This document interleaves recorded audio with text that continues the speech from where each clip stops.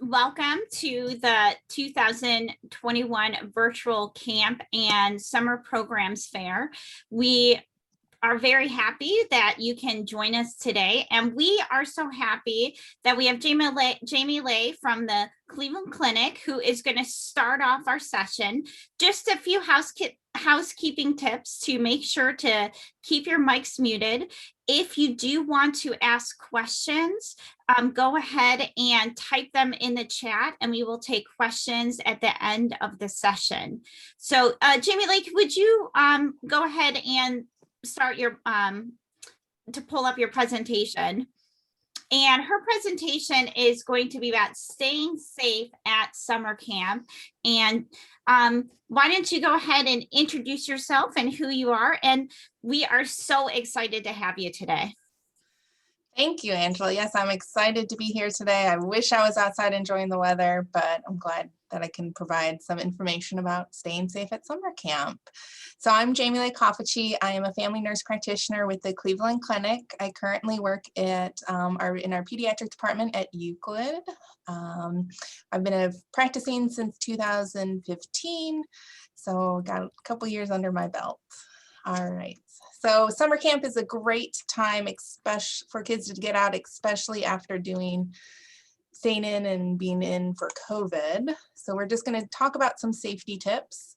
Here's some outline of topics. We're going to talk about sun sensitive safety, heat safety, allergies, insect bites and stings, COVID-19 safety, and then information to tell the camp that your child will be attending. So for sun safety. So the biggest thing that we need to do for sun safety is sunscreen. There are a lot of products out there in terms of types of sunscreens, and what they can essentially be whittled down to is a mineral or chemical based.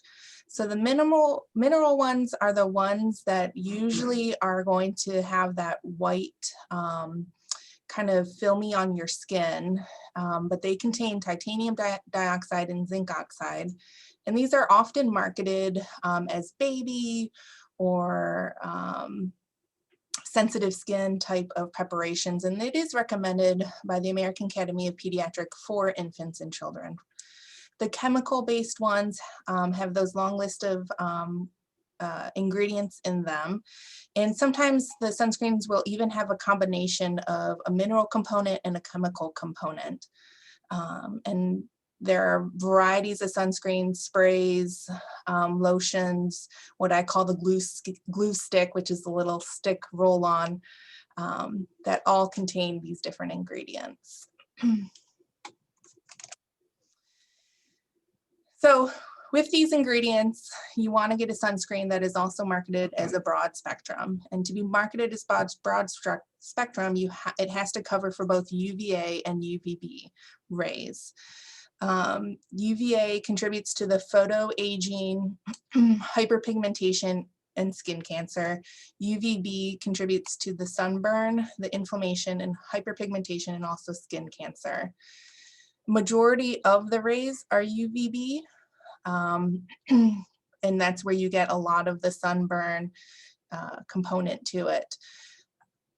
In terms of the mineral and the chemical sunscreens, the mineral ones are broad spectrum, but like I said, oftentimes the sunscreens will also be a combination, so that is how the chemical ones can also have that UVB protection in it.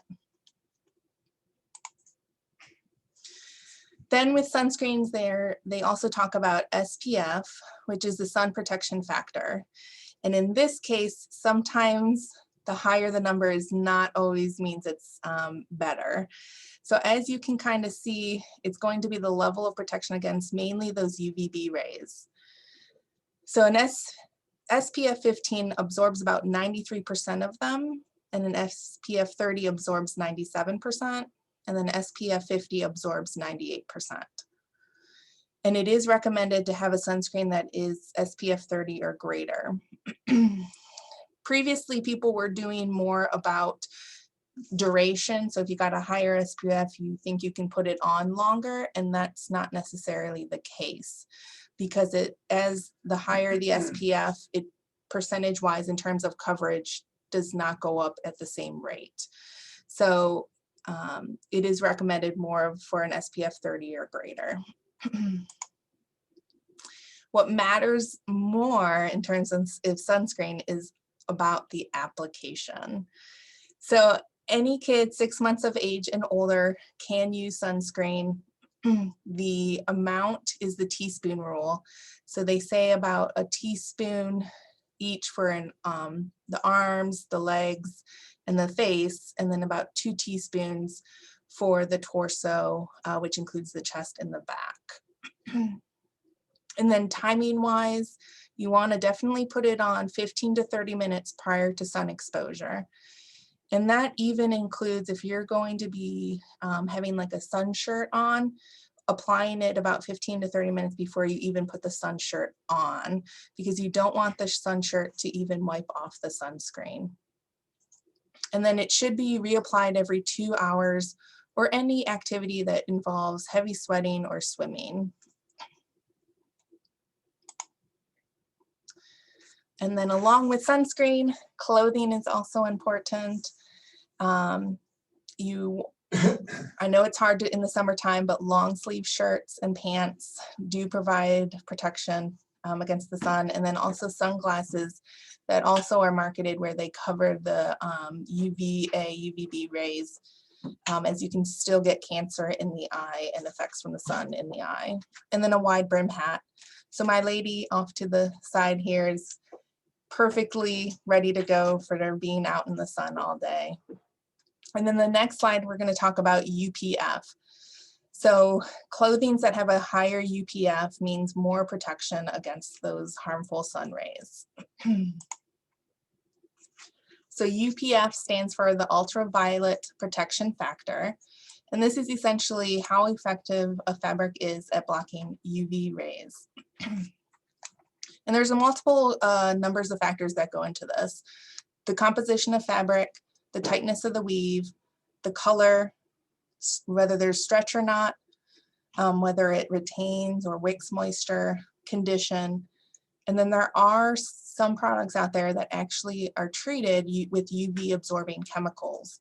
And you can either purchase the clothing like that or even sometimes spray the clothing itself. So definitely cotton, just like how, you know, the cotton masks, it has a tight weave. It's also lightweight. Cotton sometimes is really effective at moisture wicking. If you find something that is bamboo actually even does a better job of wicking moisture. And then the darker colors will also help to absorb more of the UV rays.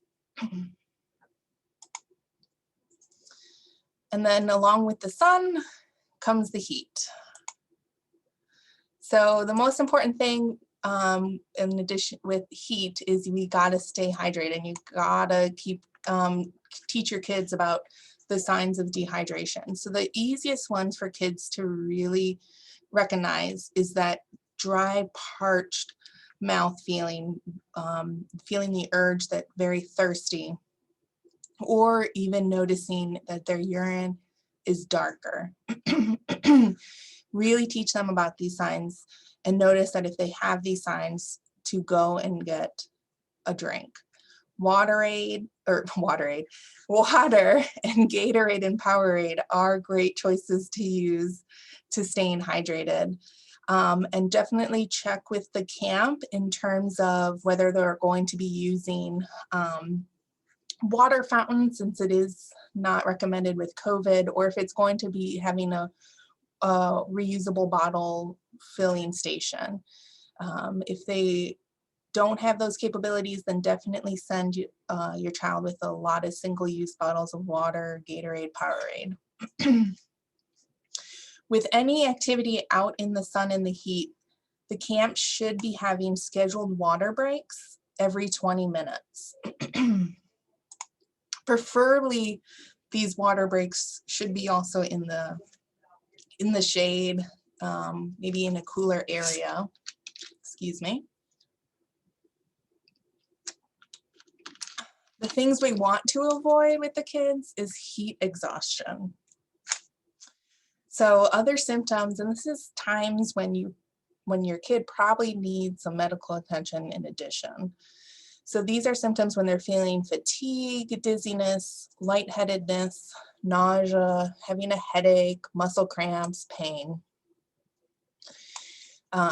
Definitely at those signs, they should be evaluated by a medical professional to make sure that no other treatment besides really staying hydrated is needed. Now, a heat rash can occur regardless of heat exhaustion or not. And that's essentially a pimple-like rash that occurred typically where a lot of the sweating is going on. So that's the torso, the neck, the groin area, and the elbows. Another important thing is doing activity restriction. This is important when you have days that are high humidity, high temperatures, and high solar radiation, which could mean not a lot of clouds, and then when the sun is at its greatest peak between 10 and 3 o'clock. So when you get that trifecta going on, this is when the camps should really determine when they're having their activities. Are they trying to avoid the hottest part of the day, so having any high intensity activities happening either in the morning or in the evening time? And if that is not an option, then are they reducing the intensity of the activity? So instead of going for a 1 mile walk, are they going for a 1/4 of a mile walk? And then, like I said earlier, in addition to the rest and cool down, or in addition to the hydration, we got to rest and cool down. So I always say, if you're going to have a water break, have it as a cooling break. Also, always initiated area, and then are they going to have times where they can go into an air-conditioned building, or have pool time right after, or the ability to take a shower after. And then in terms of clothing, kind of very similar to the sun clothing, you want loose fitting, a light color, lightweight, and absorbent material.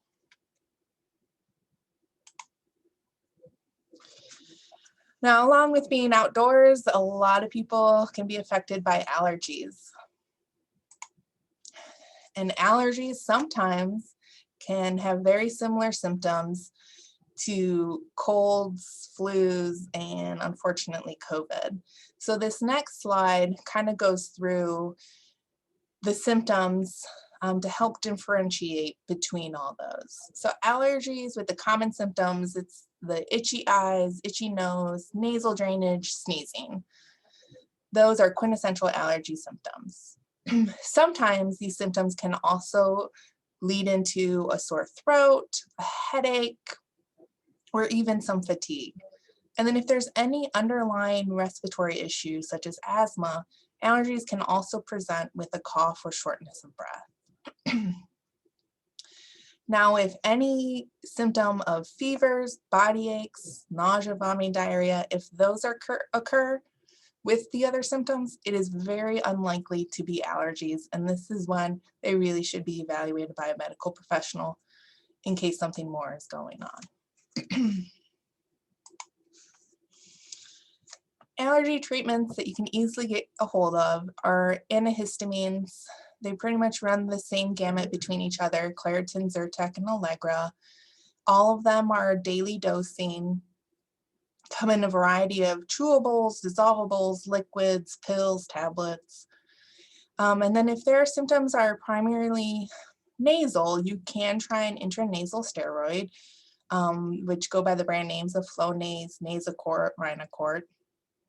And a saline nasal spray is good to have just to kind of maybe flush out any of the allergy pollens that they might be breathing in.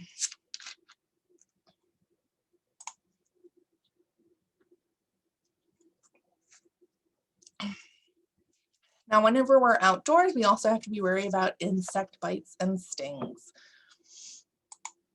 The biggest insects that they might come in contact with are mosquitoes, bees, wasps, hornets, and ticks. Mosquitoes can transmit West Nile and Zika. Ticks can transmit Lyme disease, and then bees, wasps, and hornets are capable of producing a severe reaction. So the best precaution that they can take, especially if camp is going to be in a wooded environment, wooded tall grass environment, is to use DEET. And DEET can be used in children older than 2 months of age. And how the percentage of DEET is the higher the percentage, the longer the duration. So 10% will last about 2 hours, 30% will last about 5 hours. So what they say is if you're only going to be going on, you know, a walk or doing activity for 2 hours, then all you really need is the 10%. If it's going to be a longer activity, then you can always go for the higher percentage. Most important thing is you always want to wash it off upon returning indoors, and you do not want to use the combo products with sunscreen. And this is because of the concern about the excessive exposure to DEET, since sunscreen will have to be reapplied. Now, just along with the sun, clothing also helps to help prevent the bites and stings. So clothing, you want long sleeve shirts, pants, socks, hats. The pants you can even stick inside the sock. And then clothing can also be treated with permethrin. So you spray that onto the clothing for about 30 to 45 seconds, and that protection lasts 2 weeks, even with washings. And then they do make some impregnated clothing that can last for 70 laundry cycles. And then the most important thing after returning from the outdoors is doing a tick check from head to toe. This is the most important thing because Lyme disease cannot be transmitted if the tick is removed immediately. So you want to look, you know, go through with a comb and, you know, really go almost as if you're doing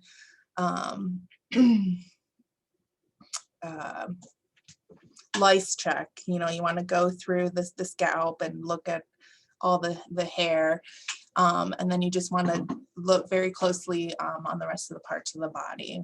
And then if you do see a tick, you want to kind of use tweezers and gently pull it out. And you want to make sure that you get all of the insect. And this goes along with a sting too. You want to get all of the stinger out. So there is a non-DEET option to use, and it's called picaridin, and this is a plant-derived peptidine compound. It does have similar efficacy to DEET, but only for shorter periods. So this would come into play that if you only know they're going to be outside for an hour or two, this would be a good option to have. It's an odorless, non-sticky, non-greasy, and non-irritating option. Oops. So a lot of families do prefer to use this because DEET does have a distinct odor, can be a little sticky and greasy. No toxicity has been reported, and this component is often used more in Europe too. And we come to COVID safety. So I know the mask precautions did change recently, especially for people who are vaccinated. Unfortunately, right now, I think only 16 and up are even eligible for the vaccines, so we still got to use masks. And masks should cover nose and mouth. It should fit snugly on the face. And it should be worn as much as possible, both inside and outside. It is understandable that if they are doing an activity outside, that sometimes it can feel harder to breathe with a mask. So that might be a time where you and your child need to decide, would it be better to not wear a mask? The only time outside or even inside that they should not wear a mask is when they will be in or around water. Masks should be changed whenever they are wet, whether it's due to being around water, water balloons, or just sweat. So bring many. And then, of course, like we've all heard, social distancing plays an important part in stopping the spread of COVID. So maintaining 6 feet apart, asking about group size, a small one is going to be preferred, and also asking about ventilation. If this is going to be an overnight camp, are they allowed to keep the windows open, have a fan next to the bed, and then also hand hygiene. Soap and water is going to be preferred whenever the hands are visibly soiled or dirty, and then hand sanitizer can be used in any other instance.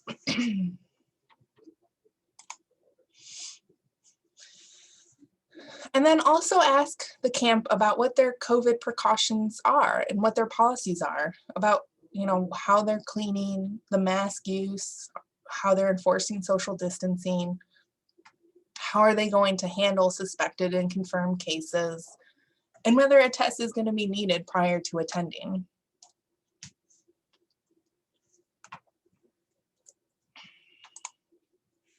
And of course, the latest, most up-to-date information can be found at the CDC website with coronavirus.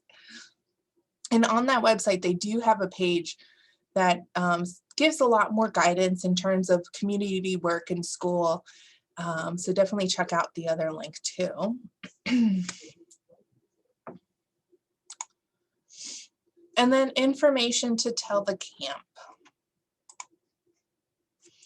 So the first thing is you need to make sure that your child has had a physical within the year. Oftentimes camps do have a form that will need to be filled out by a medical professional. So this is a great time, and we often see a lot of physicals being scheduled during the summertime because of either camps or even sports. And making sure that they're up to date on immunizations.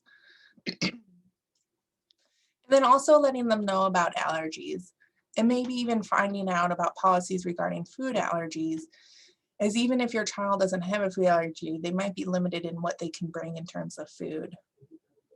And then definitely telling the camp what type of reaction your child has and if any medications would be needed. And then going along with medications, telling them the dosage, administrating it, when to use it. And then does the camp staff know how to administer it? Do they know how to use an EpiPen? Because, some children might need assistance with that. And then also telling the camp the emergency contacts for your child. Most importantly, making sure that those contacts are aware that your child is at camp so that they can answer the phone if need be. And then are there any questions?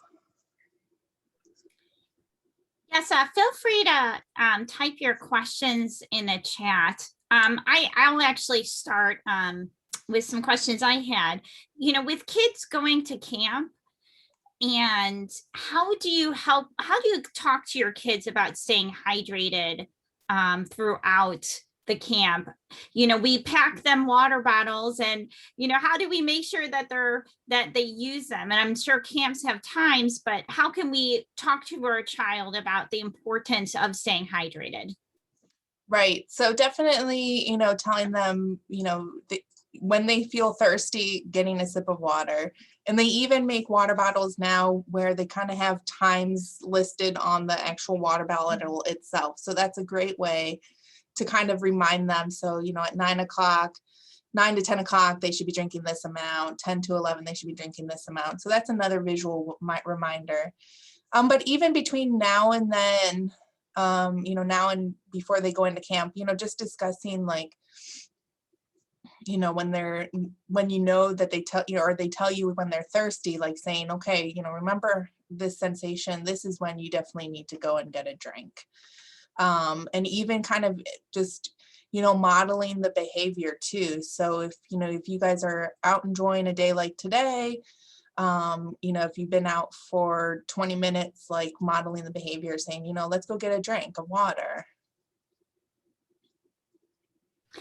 And again, feel free to type any questions for our presenter in the chat room. But I mean, my other question is, you mentioned the Prementhine to wash the clothes in. What kind of products is that in usually? You're just, let me see. I hope Is I'm it saying that right, but It's for the insect bites, right? uh-huh. Yeah, so that so that is actually a medication that we sometimes use for people that have infestations of other little critters. So I'm trying to think of, my mind is going blank. Like lice or something? It's not lice, but oh gosh, scabies. When kids come to us with scabies, this is oftentimes a medication that we have them to use, and they actually, it's with scabies treatment, we do this, and it's like a body wash where they use it from like neck down. Right. Oh, okay. So it's like a prescription that you would have to get for them. Well, so the one that can be with the clothes, you can buy it at like a Walmart over the counter. Oh, okay. We actually have Rhonda